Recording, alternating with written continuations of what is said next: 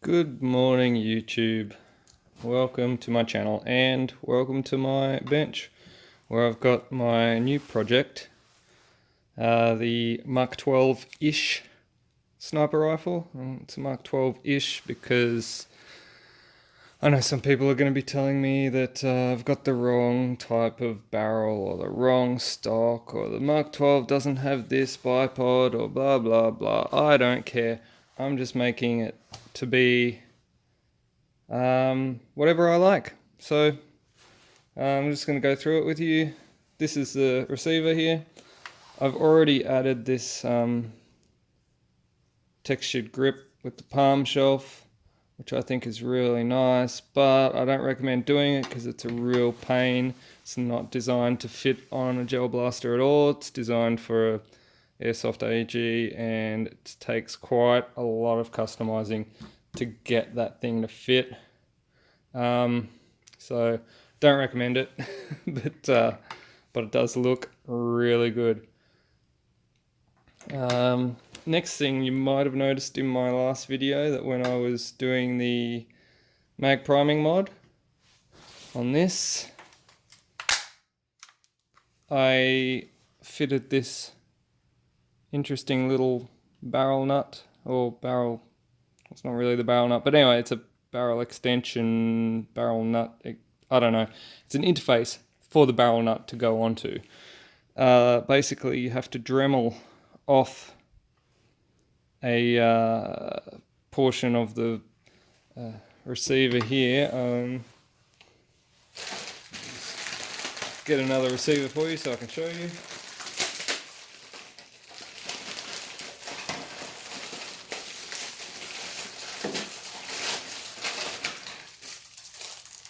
Alright. Screws falling out everywhere. Alright, so this is that's the back of the receiver. Alright, so this is the standard receiver front end here. You can see it's got that plastic bit where the handguard usually sort of slips onto. So you've got to cut that off. Dremel that off and then insert the that interface, that adapter, so that you can screw your barrel nut onto that.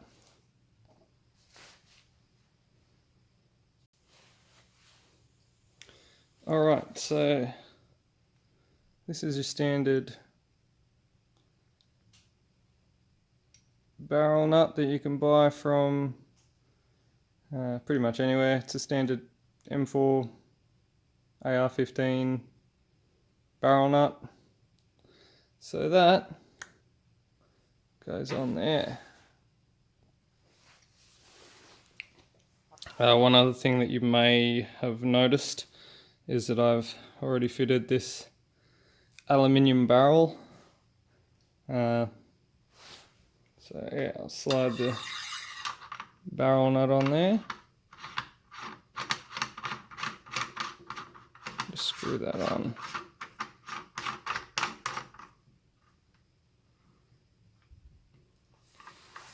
So that screws on nice and tight on the end there. I don't recommend tool tightening it. I just hand tighten that because it is only fitting into the plastic. So you can't tighten it too much, otherwise you will just strip it out.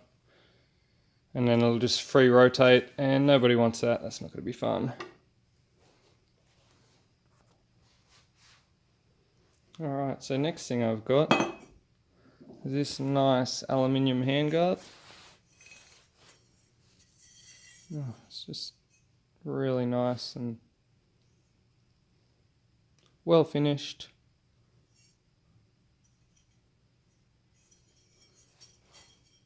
That just screws onto the barrel nut, like so.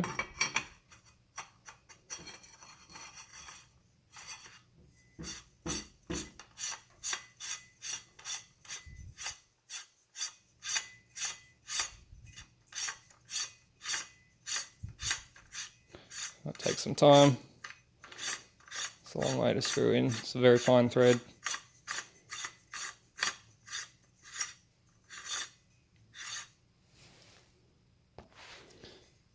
Now the trick with this one is to only go around, don't go around till it's fully tight, only go around to the point where it's the tightest, where your top rail lines up. And then once your top rail lines up, you need to tighten this locking nut here, and ideally you should use a C-spanner on this and lock that tight up against the handguard so that stays in there nice and tight, and that this doesn't rotate around, because you want it to stay lined up with your top rail.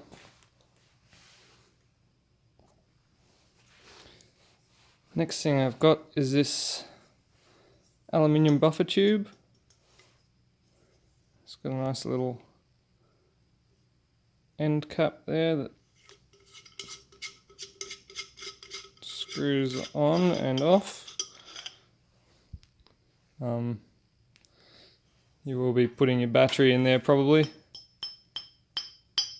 so maybe best to leave that end cap off. This adapter does actually fit the standard Jingming stock adapter there. You can get these off eBay. I'm not a huge fan of this castle nut. I want like a regular sort of normal looking castle nut, but I've ordered one. It hasn't come in yet, but it'll do for now. So wire through there, and that one just locks on in the same manner that your standard stock would lock on.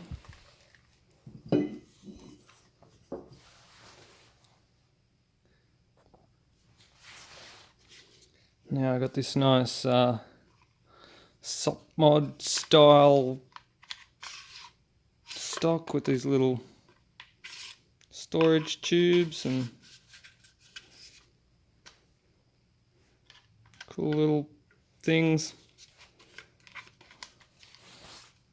I think it looks, it's obviously a Chinese replica, but does look quite nice. Quality's pretty reasonable for my purposes, and that will just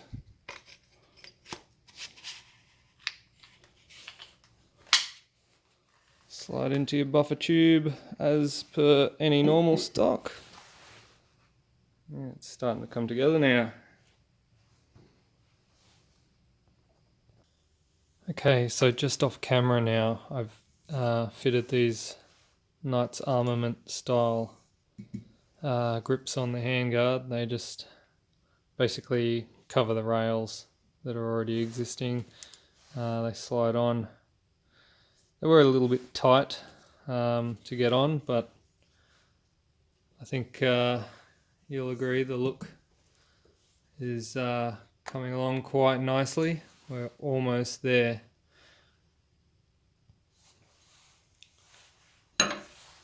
This piece is next piece in the puzzle. It is an aluminium barrel support, and it's going to go in here. It's just going to slide over the barrel and fit just nicely in there like that.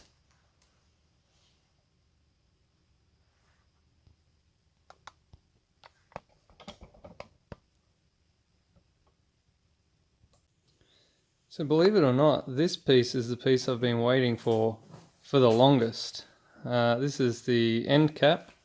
It just slides into here. And then it's just fixed with these Allen head screws in the end here.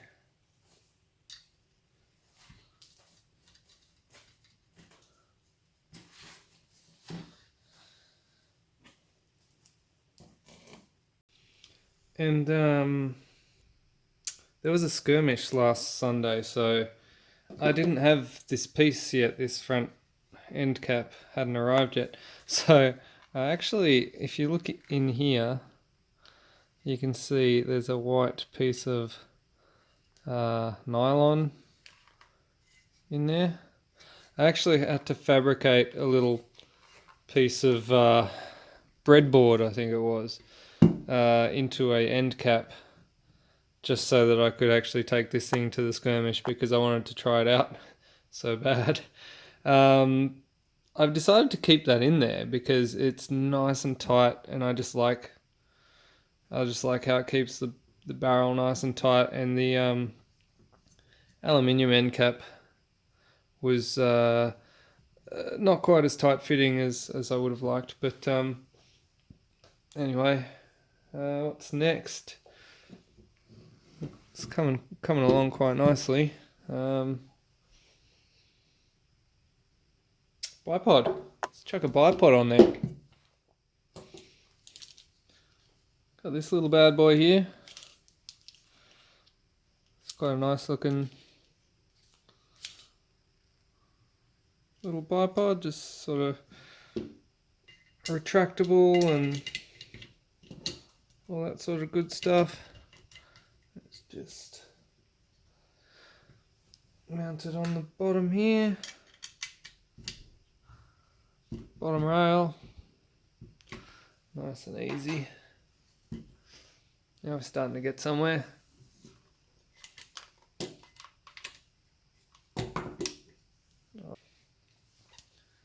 Starting to look good now.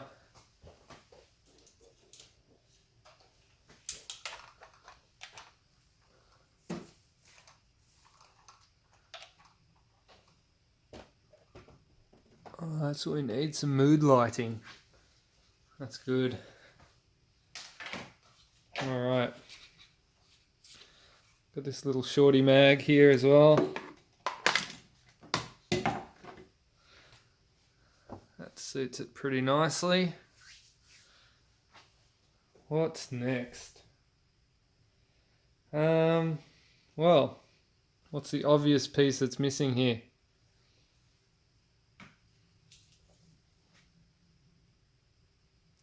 Got a little 3 to 9 by 40 scope. Little, it's actually quite big for a gel blaster. Probably unnecessary.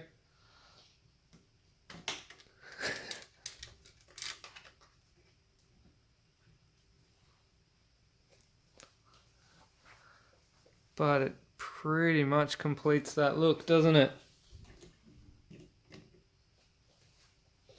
Now what is next? I've got this hop up. This one is it's very similar to the DK hop ups, where it's got a little flap in there that you adjust with a grub screw. This thing would focus. Anyway, it's got a little flap in here which you can wind down so that you can adjust the amount of friction on the top of the ball that causes backspin. I found these things are the best of all the hop-ups. So yeah, if you're thinking of hop-ups, these ones or one like that one is definitely the best in my opinion. And handle, for no reason other than for carrying it around. Kind of makes it a bit easier to carry around.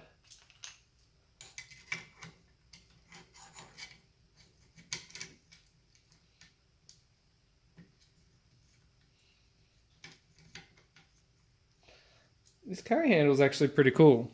The way it's been designed, it's got a kink.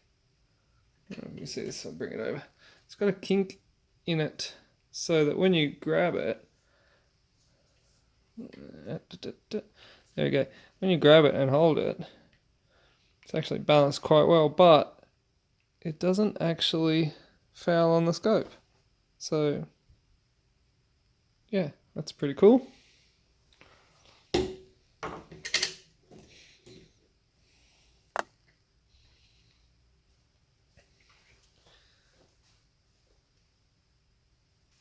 Alright, so I'm a little bit excited now. I want to test fire this thing.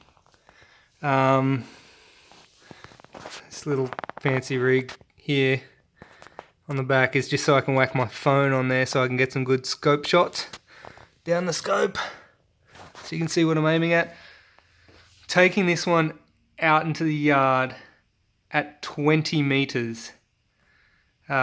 It's real 20 meters. I measured it with a tape measure for those who think my integrity is worth questioning. Yeah, so here we go. I went out and I took a few shots. Let's be real, I edited some of the shots. I didn't make every shot, but my hit ratio was surprisingly good. But here we go. Let's head out to the range. 20 meters. And like I said, people want to question my integrity on how I measure the distance or whatever. You can do some friggin' science yourself. I'm shooting at a V-can, so it's like a tiny little can. You can look at the MOA measurements through my scope. It's a 3 by to 9 by 40 scope. I've got it set to 3 by, so you know, do some mathematics, work it out. It's 20 meters, trust me. Here's the shot.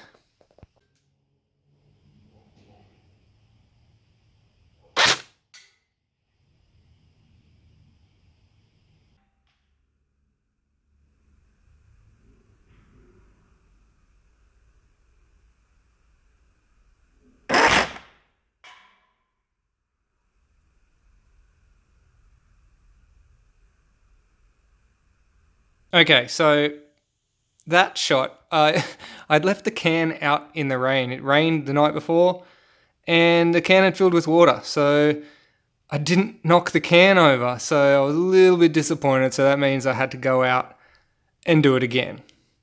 And just for continuity, here we go, again.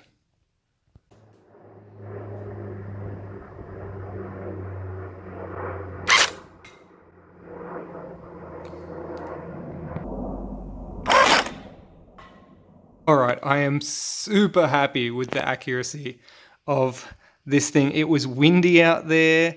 Some of the balls were catching really good curves and like curving every way but straight.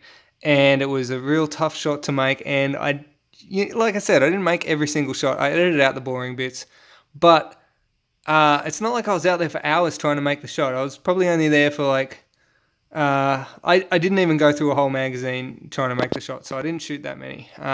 But yeah, it was windy and the balls were curving, and I did spend a little bit of time on the first shot zeroing in the scope for windage and everything. So regardless, I'm very happy with the accuracy of this blaster. It's so accurate. Super happy. Can't wait for the next skirmish. All right. Catch you later. Don't forget to like and subscribe and all that good stuff. And buy me a coffee, because we're thirsty. All right. Thanks, guys.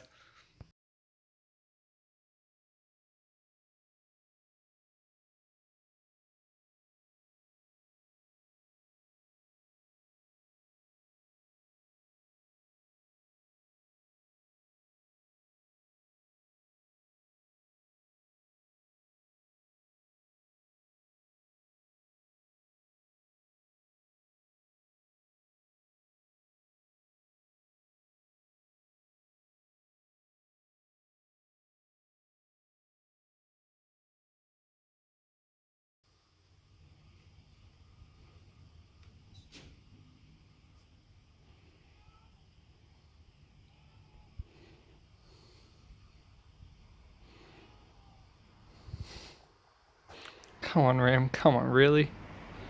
Really?